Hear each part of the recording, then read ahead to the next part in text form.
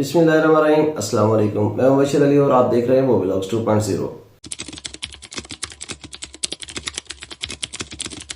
आजकल एक बहुत ही सीरियस किस्म का इशू चल रहा है कनाडा का वीज़ा रिफ्यूजल का, और वीज़ाज बहुत ज़्यादा रिफ्यूज़ हो रहे हैं और उसकी वजह ये बताई जा रही है कि ये ऑटोमेटिक रिफ्यूजल है, यानी कि कोई वीज़ा ऑफिसर इसको मैन्युअली आपकी फाइल को रिव्यू करके उसको वीज़ा रिजेक्ट नहीं करता आपका, बल्कि वो एक सॉफ्टवेयर यूज़ करता है जिसको चिनोक 3 कहते हैं, और इस सॉफ्टवेयर के थ्रू वो आपकी फाइल जो है या आपके डॉक्यूमेंट्स जो है उसको एनालाइज करता है। और ये चिनोक 3 जो है वो AI बेस्ड सॉफ्टवेयर है और ये खुद ब खुद डिसीजन मेकिंग की सलाहियत रखता है और खुद ब खुद वो एक डिसीजन लेता है जिसमें वो किसी का वीज़ा जो है वो उसको अलाउ कर देता है, किसी का उसको रिजेक्ट कर देता है।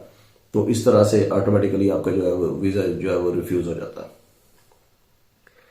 ये इशू बहुत ज़्यादा कंट्रोवर्सी इख्तियार करता जा रहा है तब से जब से लोग इसके ऊपर वीडियोस बना रहे हैं, और ना सिर्फ ये कि थर्ड वर्ल्ड कंट्रीज के अंदर जैसे पाकिस्तान, इंडिया या बांग्लादेश, इस तरह की कंट्रीज में जो लोग बैठे हैं आम यूट्यूबर्स वो, बल्कि इन्हीं कंट्रीज के अंदर बैठे हुए इमिग्रेशन कंसल्टेंट्स और या उनके रिप्रेजेंटेटिव्स, बल्कि कनाडा के अंदर मौजूद इमिग्रेशन कंसल्टेंट्स या उनके रिप्रेजेंटेटिव्स भी इसके ऊपर वीडियोस बना रहे हैं। और मेजॉरिटी का जो कॉन्सेप्ट है वो यही है कि चिनोक 3 एक AI बेस्ड सॉफ्टवेयर है जो वीज़ा ऑफिसर्स यूज़ कर रहे हैं, जो कि ऑटोमेटिकली डिसीजन मेकिंग की सलाहियत रखता है या पावर रखता है, और उसके अंदर आपके डॉक्यूमेंट्स जो है वो या फाइल अपलोड कर दी जाती है तो वो ऑटोमेटिकली इसको एनालाइज करता है और आपका वीज़ा रिफ्यूज कर देता है।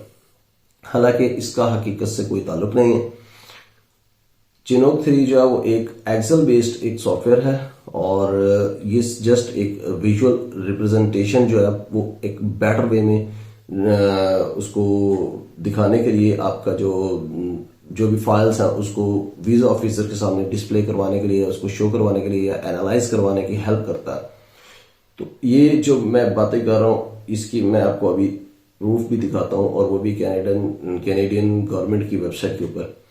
और ये एक बहुत ज़्यादा इंपॉर्टेंट चीज़ जो है वो ये है कि ये AI बेस्ड सॉफ्टवेयर नहीं है, पहली चीज़।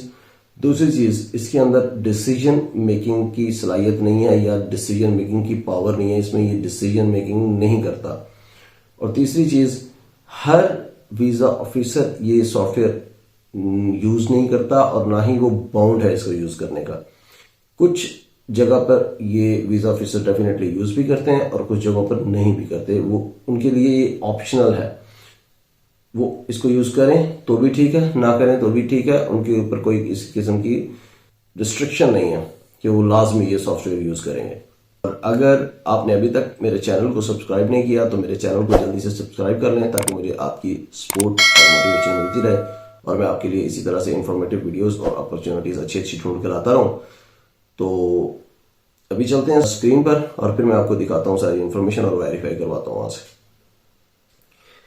तो इस टाइम आपके सामने जो स्क्रीन पे वेबसाइट शो हो रही है canada.ca, एक लंबा चौड़ा लिंक है जिसका मैं आपको ये लिंक डिस्क्रिप्शन में डाल दूंगा, आप वहां से जाके इसको वेरीफाई कर सकते हैं। तो इस टाइम सामने इंफॉर्मेशन जो आ रही है CIMM Chinook development and implementation in decision making February 15 and 17, 2022।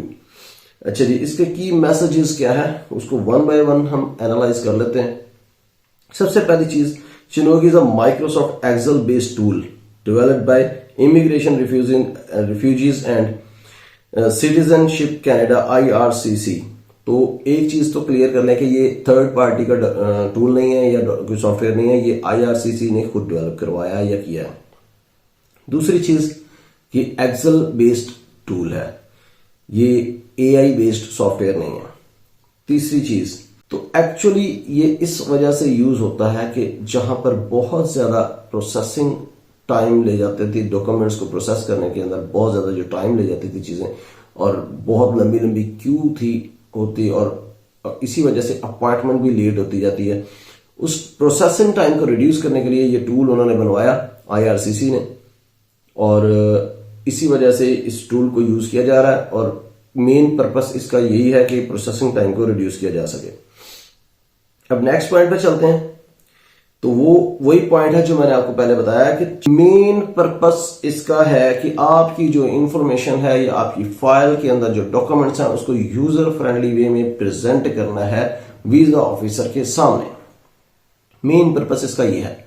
ये नेक्स्ट पॉइंट में वो कह रहे हैं कि चिनोक जो है, ये सॉफ्टवेयर जो है, ये टूल जो है वो इस वजह से है या इसका मेन पर्पस जो है इस डिजाइन किया गया है सिंप्लीफाई करने के लिए विजुअल रिप्रेजेंटेशन या विजुअल डिस्प्ले जो आपके सामने आता है वीजा ऑफिसर के सामने, उसको सिंप्लीफाई करने के लिए ये टूल बनाया गया है। उसी पॉइंट में क्लियरली बताया गया है कि it does not utilise artificial intelligence. ये एआई बेस्ड सॉफ्टवेयर नहीं है, ना ही ये टूल एआई बेस्ड है। Nor advanced analytics for decision making. तो कोई भी एडवांस एनालिटिक्स ये यूज नहीं होती इस टूल के अंदर डिसीजन मेकिंग के लिए। और उससे भी नेक्स्ट पॉइंट जो है वो बहुत ज्यादा इंपॉर्टेंट है कि and there are no built in decision making algorithms. तो इसके अंदर कोई ऐसे एल्गोरिथम यूज नहीं हुए जो डिसीजन मेकिंग पावर रखते हो या जिसके through visa officer decision making करवाते हो। नेक्स्ट पॉइंट में वो बता रहे हैं क्लियरली कि it is always an IRCC officer, not the Chinook tool that makes the final decision। तो ये टूल फाइनल डिसीजन नहीं लेता बल्कि IRCC का एक ऑफिसर होता है जिसको यूजुअली बोला जाता है वीजा ऑफिसर या इमिग्रेशन ऑफिसर, वही फाइनल डिसीजन लेता है। तो कोई टूल फाइनल डिसीजन नहीं बना रहा। ये मिसकंसेप्शंस जो मार्केट में चल रही हैं इस टाइम, जो सोशल मीडिया पर चल रही हैं, ये सब गलत फहमी का शिकार हैं लोग, जिन्हें आधी अधूरी इंफॉर्मेशन कहीं से भी मिली है और वो आगे से आगे वो मल्टीप्लाई होती जा रही है। यूट्यूबर्स जो हैं वो उसको सुन के आगे फैलाते जा रहे हैं।